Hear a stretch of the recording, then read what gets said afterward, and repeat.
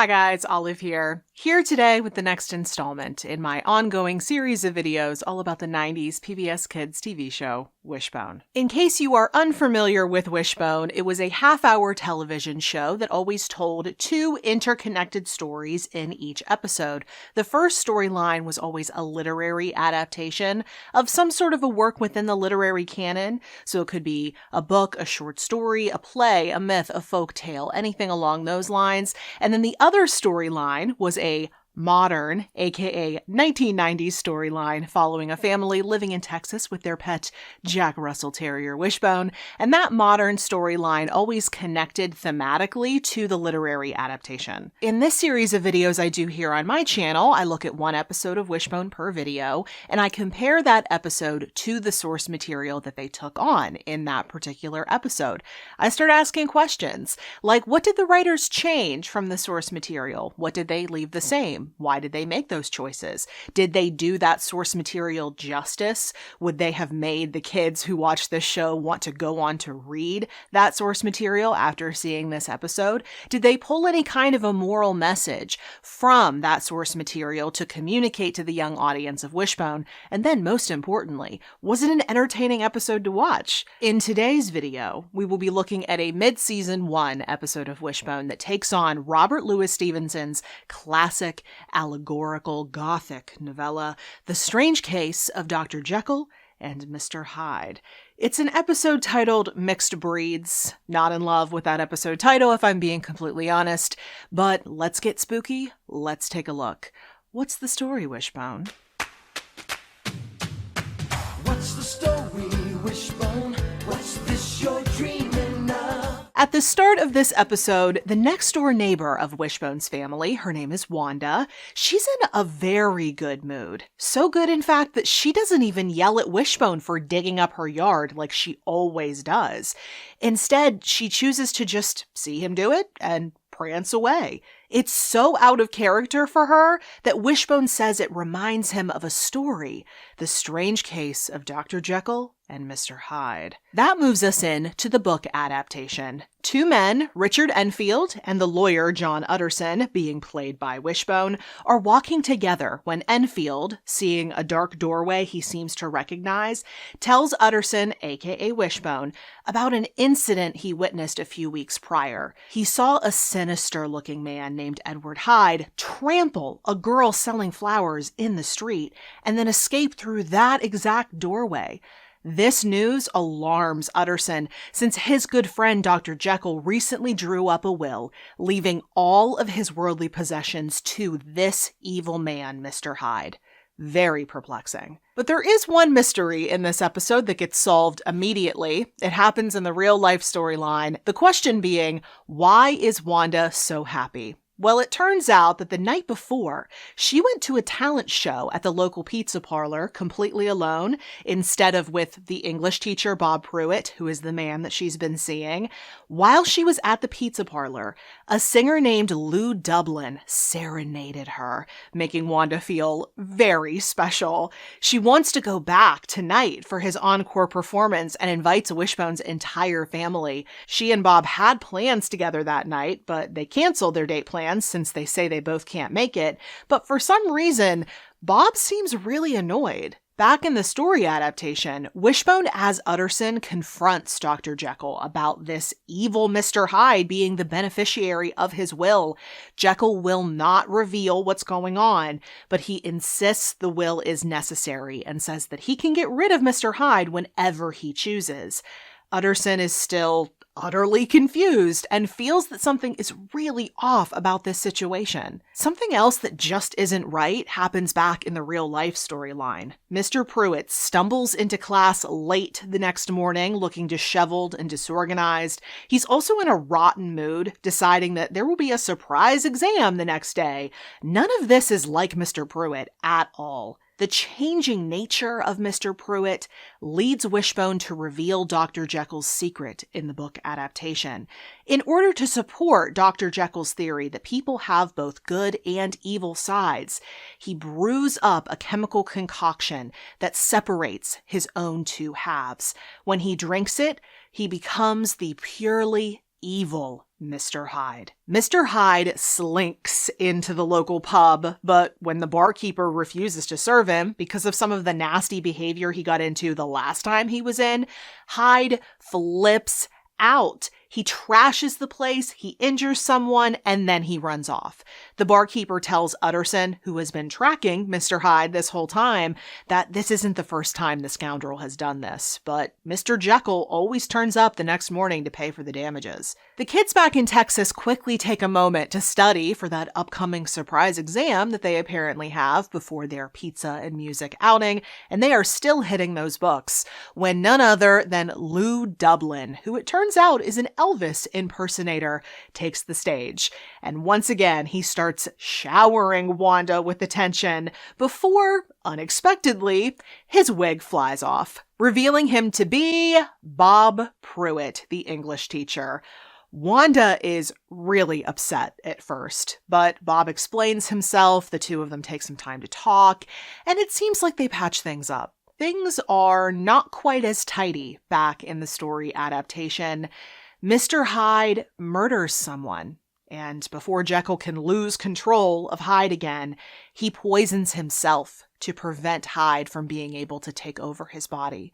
He leaves a note explaining everything to the astonished Enfield and Utterson. But the following morning in Texas, things seem much more back to normal.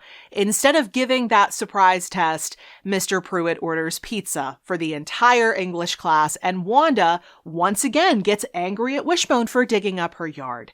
So they're both back to acting like themselves. So let's talk about this episode, starting off with the fact that wow, they really did not shy away from how dark of a story Dr. Jekyll and Mr. Hyde really is. I thought for sure when I was reading the story that they would tone down or water down that conclusion, but no. I guess I shouldn't have been all that surprised because this is fairly typical of the writers of Wishbone.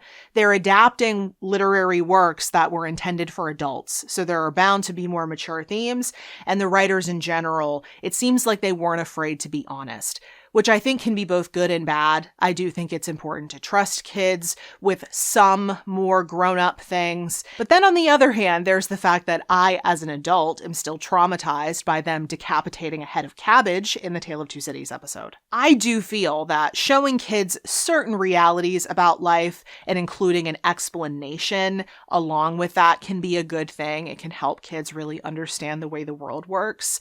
But specifically in the case of this episode, I don't think the story adaptation was developed enough for kids to be able to wrap their minds around what's going on. In other words, I do think that this story adaptation was very rushed. In the actual novella, Dr. Jekyll and Mr. Hyde, we are not told what's going on for a long time. In fact, the conclusion of The Strange Case of Dr. Jekyll and Mr. Hyde actually has a very murder mystery-esque kind of feel to it because there's this big info dump at the end in which all the pieces are put together and you finally understand what was happening the entire time. But I know that the writers chose in this episode to move up that reveal. That I actually agree with because I think it makes more sense for kids to be able to understand what's going on earlier.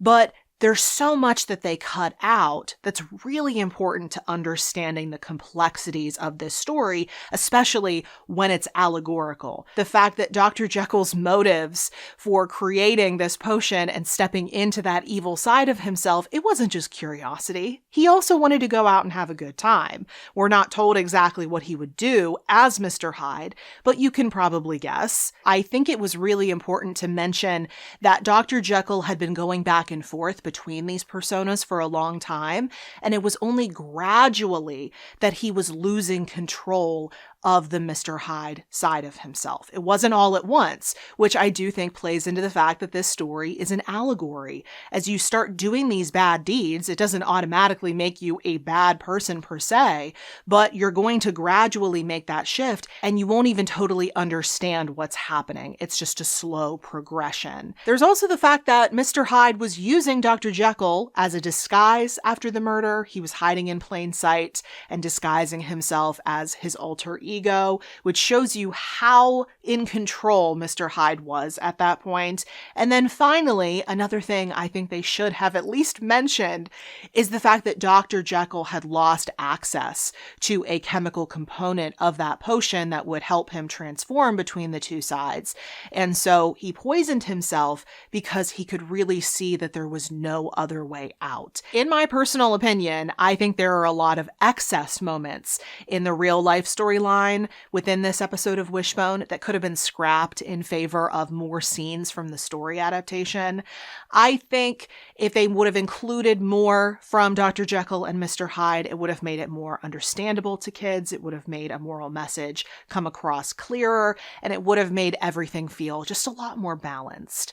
However, I'm not sure that anything really could have helped what I consider to be a very major tone clash between these two storylines. I mean, Mr. Pruitt being a secret Elvis impersonator, that hardly compares to Jekyll and Hyde. I'm sorry.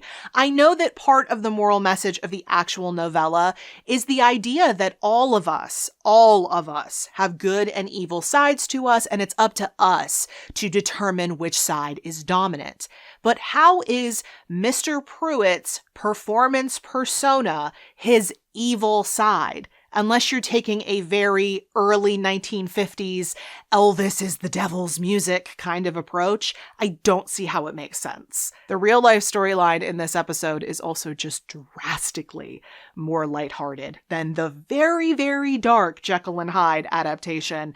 It was so strange going from Dr. Jekyll just drank poison to save himself and everyone else around him, to let's have a pizza party. That all being said, I do think they gave enough from Robert Louis Stevenson's novella to do it justice.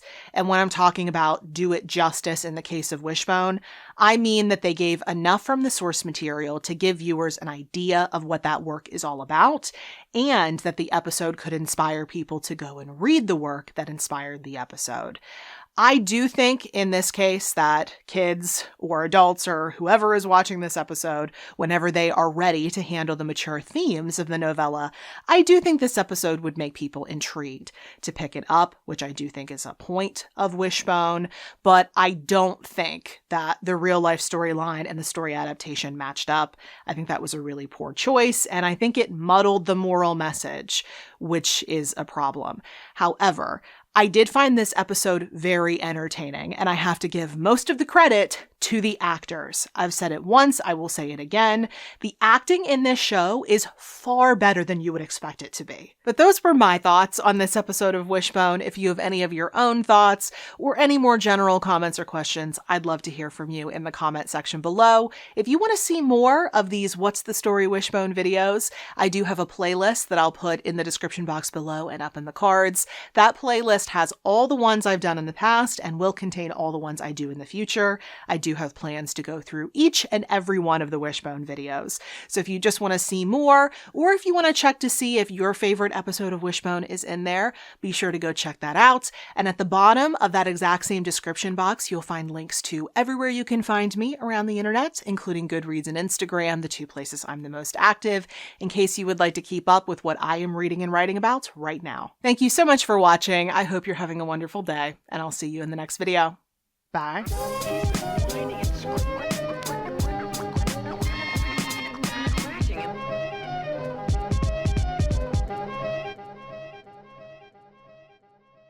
Funding for Wishbone provided by annual financial support from PBS viewers like you.